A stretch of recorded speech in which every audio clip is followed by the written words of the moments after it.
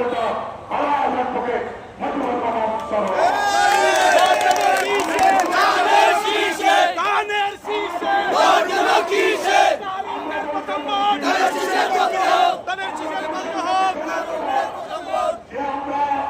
সুযোগ পেয়েছি একজন শ্রমজীবী মানুষের নেতাকে নির্বাচিত করার জন্য।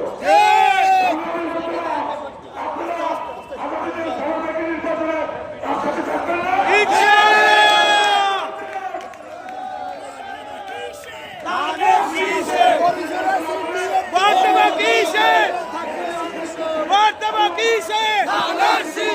Taner Şişe!